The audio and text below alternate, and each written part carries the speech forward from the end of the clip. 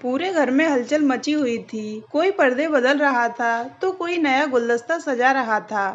अम्मा की आवाज़ रह रहकर पूरे घर में गूंज उठती। किसी भी चीज़ पर धूल नहीं दिखनी चाहिए। बाजार से मिठाई आ गई या नहीं? नित्या को यह हलचल, ये आवाज़ें बहुत भली लग रही थीं। फिर भी हृदय में विचित्र सी उथल पुथल थी। उसने द्वार पर खड़े होकर एक दृष्टि घर में हो रही सजावट पर डाली और वह मीता को खोजने लगी, जो थोड़ी देर पहले तक तो उसी के साथ थी। उसकी उंगलियों के नाखून सजाते हुए लगातार बोलती जा रही थी, अब हाथ नहीं सजेंगे तो भला उनके सामने प्लेट बढ़ाती तुम्हारी उंगलियों पर ध्यान कैसे जाएगा जीजा जी का। नित्या के दिमाग में पूरी घटना एक बारगी दौड़ गई। मीता कैसे उसे चिढ़ाती हुई बोली, क्या दही बड़े बनाए हैं मैंने, आने दो जरा। सजावट में इतनी लाल मिर्च डालूंगी कि न कर उठे हमारे होने वाले जीजा जी तो क्या कहना। नित्या के मन में तो मीठी मीठी गुदगुदी हो रही थी, पर ऊपर से क्रोध का दिखावा कर वह उसे डांटती भी जा रही थी। चुप मीतू, अभी वे कौन लगते हैं हम दोनों के? हाँ भाई, अभी कौन लगते हैं? अभी तो केवल देखना दिखाना हो रहा है। फिर उसकी हथेलियां छोड़ बोली, तू भी दीदी एकदम बोरिंग है, वही पुराना जमाना लिए जी रही है, अपना तमाशा बनवाना। यह कहने के साथ ही वह स्तब्ध सी हो उठी, नजरें झुकाए एकदम कमरे से बाहर निकल गई। उफ, अब जाने कहाँ जाकर रो रही होगी पगली। नित्या ने स्मृतियों को झटकते हुए सोचा। तभी बड़ी ताई दंदनाती हुई उसके कमरे में आ गईं। मीता कहाँ है? पता नहीं। बता नहीं रहे तो ठीक है, उन्होंने होंठ सिकोड़ कर कहा। मैंने तो सुबह ही छोटी को कह दिया था कि मीता को लड़के वालों के सामने न आने देना, लेकिन ताई, उसने टोकना चाहा, लेकिन कुछ नहीं, उसके कारण तू कब तक भुगतती रहेगी। नित्या का मन अवसाद से भर उठा। पता नहीं ताई की बात में कितना सत्य है। मीता की एक छोटी सी भूल क्या उसके साथ साथ पूरे घर के लिए भी दुखों का पहाड़ बन गई है। नित्या की आंखों में मीता की मस्त मौला छवि घूम गई। बचपन से ही अलमस्त सी हिरनी की तरह कुलांचें भरती, झूठे आडंबरों के विरुद्ध ऊंची ऊंची आवाज में बहस करती, जीवन के प्रति सदा अलग दृष्टिकोण अपनाकर चलने की धुन में ही शायद उससे वह भूल हो जाने दी, जिसका पछतावा उसके जीवन से सारी उमंगें ही छीन ले गया। कुछ देर को सब भूल भाल कर यदि वह खुश होती भी है तो ताई या माँ सरीखी महिलाएं उसे पुरानी बातें याद दिलाकर फिर से दुख के सागर में डूब जाने को विवश कर देती हैं। नित्या को तैयार कराने की जिम्मेदारी ताई की बड़ी बहू पर थी। इस बीच नित्या ने कई बार मीता के बारे में जानना चाहा, पर उसे टाल दिया गया। वह समझ गई कि माँ ने मीता को एकांत में बैठने का आदेश दे दिया होगा, ताकि लड़के वालों के सामने वह न पढ़ने पाए। लड़के वाले आ चुके थे और गहमा गहमी बढ़ गई थी। सबके चेहरों पर नित्या के पसंद किए जाने की चिंता से अधिक संभवतः मीता का डर व्याप्त था। कहीं इन लोगों को भी भनक न लग गई हो कि लड़की की छोटी बहन अपने प्रेमी के साथ घर से भाग गई थी। हाँ, यही शब्द तो सब दोहराते हैं। कितना भद्दा सा लगता है यह सब। क्या उस समय कोई भी मीता के हृदय में झांकना चाहता है? क्या बीतती होगी उसके मन पर?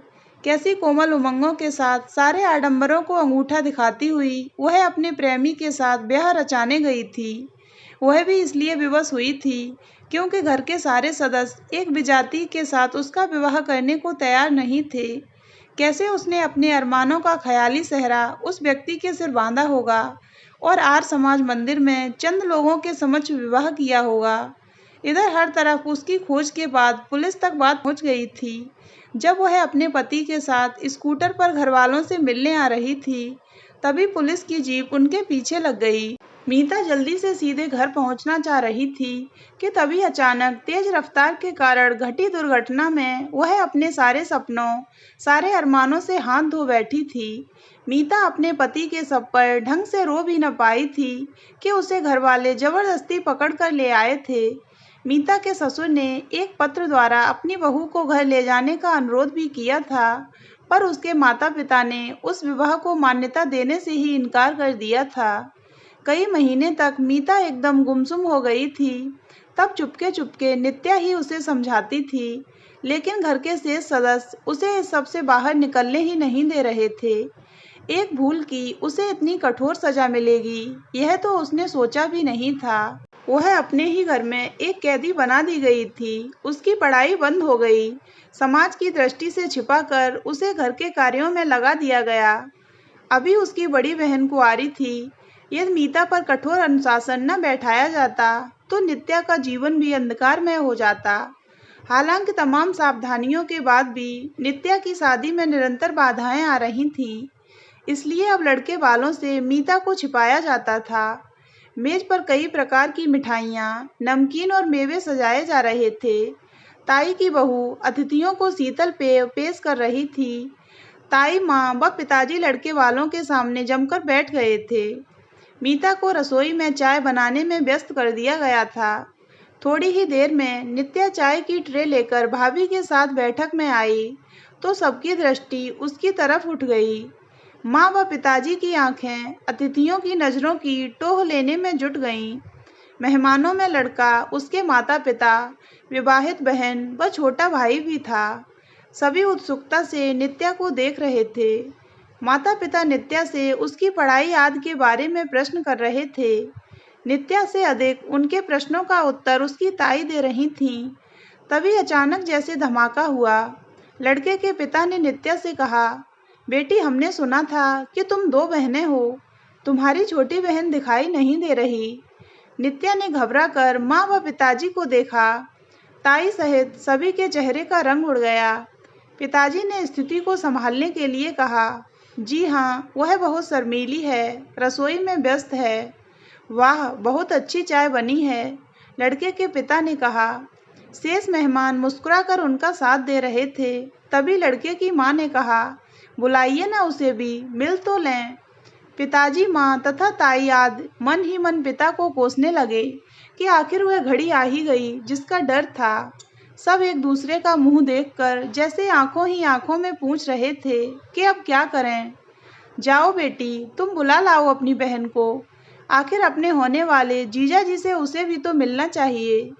उनकी इस बात पर घर वालों की आंखों में जहां यह संकेत पाकर चमक आ गई थी कि नित्या उन्हें पसंद आ गई है, वहीं अब आगे क्या होगा, यह सोचकर उनका सिर चकराने लगा। ये लोग कुछ कहते उससे पहले ही नित्या उठकर अंदर चली गई। उसकी आंखों में प्रसन्नता की लहर थी कि उसे पसंद कर लिया गया है। पीछे से ताई उठने लगी तो लड़के की माँ ने कहा, आप बैठिए, वह ले आएगी।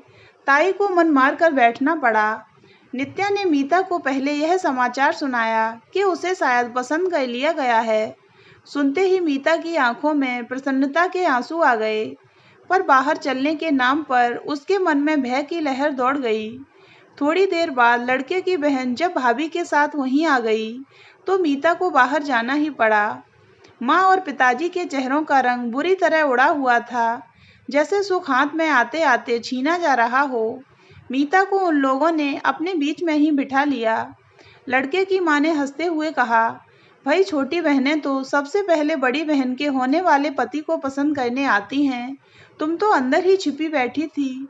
मीता ने मुस्कुराकर गर्दन झुका ली, लेकिन इससे पहले एक भयभीत दृष्टि माता पिता पर डाल ली। वे लोग नित्या को छोड़ मीता से ही बातें करने लगे तो माँ ने उनका ध्यान भंग करते हुए कहा, आप लोग मेज तक चलें, नाश्ता ठंडा हो रहा है। हाँ हाँ, वहाँ भी चलेंगे, लड़के के पिता ने कहा, लेकिन पहले अपने घर की सबसे बड़ी बहू से कुछ बातें तो कर लें। उन्होंने स्नेहपूर्वक मीता को देखा तो माँ व पिताजी भय व आश्चर्य से एक दूसरे का मुख देखने लगे। सोचने लगे कि शायद इन लोगों ने नित्या की जगह मीता को पसंद कर लिया है। तभी लड़के के पिता ने कहा, आप लोग मेरी बात पर इतना परेशान न हो। हमें मालूम है कि आपकी छोटी बेटी ने विवाह किया था। जिस घर की यह बहू है वह हमारे अभिन्न मित्र ही नहीं, सगे भाई से भी बढ़कर हैं। मीता की आंखों में सोया हुआ दर्द जाग उठा था। माता पिता की समझ में नहीं आ रहा था कि अब उन्हें क्या करना चाहिए। तभी लड़के की माँ ने कहा, हम जानते हैं कि मीता ने कुछ जल्दबाजी की, पर एक भूल आपसे भी हुई। अगर उस सत्य को आप स्वीकार कर लेते तो उस घर का इकलौता दीपक इस तरह बुझने से शायद बच जाता। उन लोगों की आंखें नम थीं। लड़के के पिता बोले, जो हुआ सो हुआ। अब हम अपनी बहू को पूरी मान मर्यादा से लेने आए हैं। क्या मतलब? अचानक नित्या के पिता ने चौंक कर कहा। मीता के सिर पर हाथ फेरते हुए लड़के के पिता बोले, बेटी तुम्हारा खोया सुख तो वापस नहीं दे पाएंगे हम, लेकिन दुख भी नहीं देंगे कभी। हमारा छोटा बेटा यदि तुम्हें पसंद हो तो हम दोनों बहनों को एक ही दिन विदा करवा कर ले जाएंगे। मीता ने धीरे धीरे पलकें उठाकर उधर देखा। एक सलोना युवक मंद मंद मुस्कुरा रहा था, जैसे इतनी घुटन के बीच शीतल हवा का एक झोंका उसकी राह में खुशियां बिखेरने को उत्सुक हो रहा हो। मीता ने माता पिता की ओर देखा और दुख व संकोच से गर्दन झुका ली। नहीं, अब कोई निर्णय वह स्वयं नहीं करेगी। मालूम नहीं फिर कौन सी भूल कर बैठे। लेकिन उसके माता पिता कदाचित अपनी सोच से बाहर निकल चुके थे। अनायास ही पिता ने उठकर लड़के के पिता के दोनों हाथ थाम लिए। हमें अपनी भूल का बहुत पछतावा है, माँ ने भी खुशी के आंसू पोंछते हुए कहा।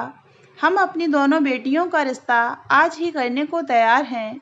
घर में अचानक ही चारों ओर खुशियां बिखर गई थीं।